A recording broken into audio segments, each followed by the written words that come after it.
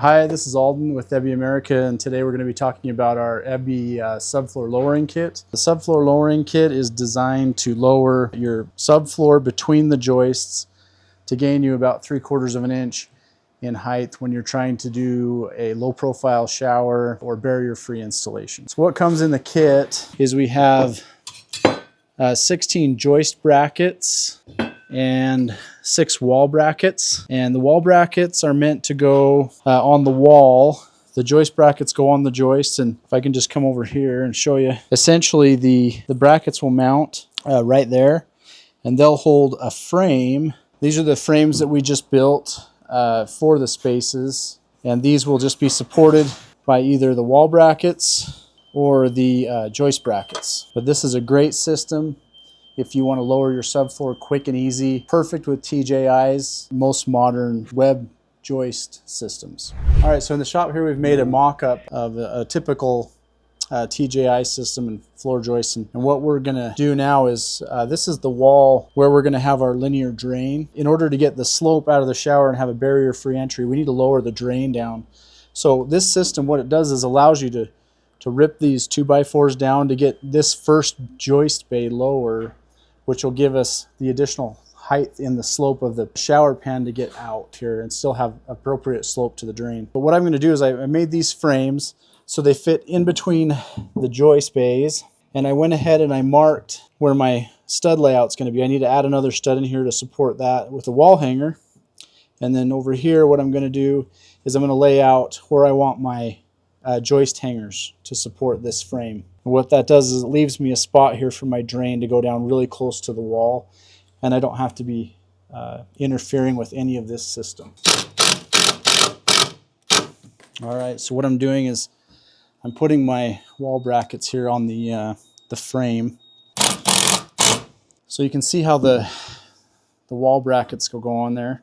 And then I'll do the same thing with the floor joist brackets.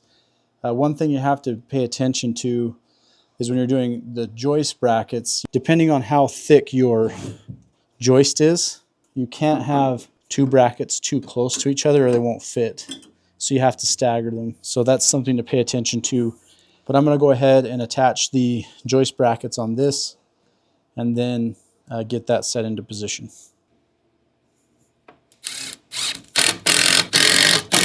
So these screws help to do assembly as well as eliminate any squeaking of the joists. You can also add construction adhesive. After we get that on, you can see how this fits. It's going to be a tight fit. But there you can see how the subfloor system works. And I'll go ahead and get a level on this, and then I'll start applying my nails into these wall brackets and my screws here into the joist brackets.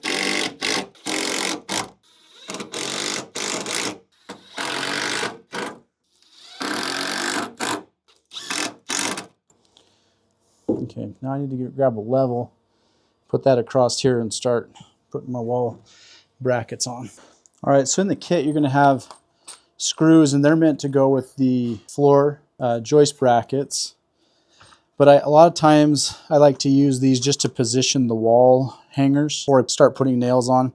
Just is easier to hold it in place before you start banging on the wall. So anyways, I'm going to go ahead and use one of these screws. So I'm just looking at my level here as I'm putting the screw in, just to make sure that we're all good. So once I have that in position, I can either add a stud here, or I can just take this bracket, probably put another screw in here, and then I'll just hammer it over and attach it to the bottom plate there. I think that's my best course of action on this. So I'm going to be putting some pressure on this and hitting right at the joint. So now that that's in, I can go ahead and start putting all my nails in there. So the nice thing about these wall brackets is if you don't need all of them for the wall, you can always use them like this over the floor if you need to, if you don't have enough joist brackets. But we also do sell individual joist and wall brackets if you need more through the website. That's a great option, but we're going to go ahead and finish nailing all this in. So in this first bay, what we've done is we made 2 separate supports. That way we have room for our pipe, for our drain and everything. This is not totally necessary.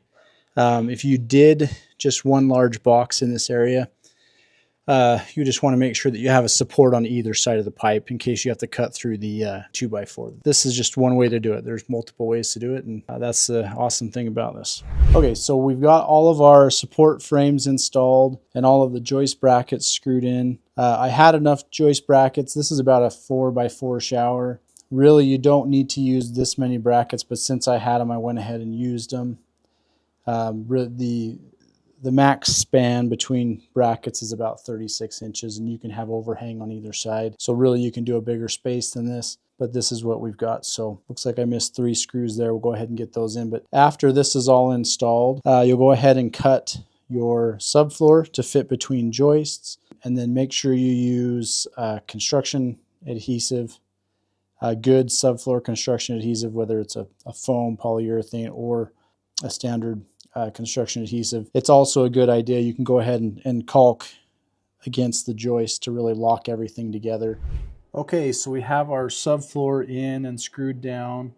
A couple of important things to know about this installation. This shower is 46 by 42 wide, and we had to actually cut 46 by 44 to get to the next joist over here. You may have to cut to the next joist and fill back in sometimes, because your joist brackets do need to attach to the nearest joist. That's going to happen a lot of times where you're going to have to fill back in. We have all of our wall hangers here, and you can see that this section is lowered. That is one of the unique things that you can do with our system versus other systems. You can actually get a lower subfloor really easily with the same brackets. We just ripped off 3/4 of an inch of our 2x4 frame.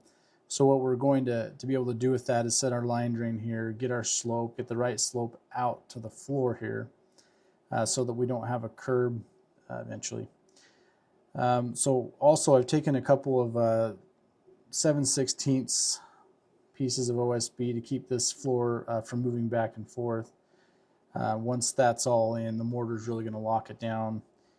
Glue will also lock it in, but this just helps support the edge and that overhang on the joist. And you might want to consider in something that you're going to have to run into and adjust depending on your site and how things work out.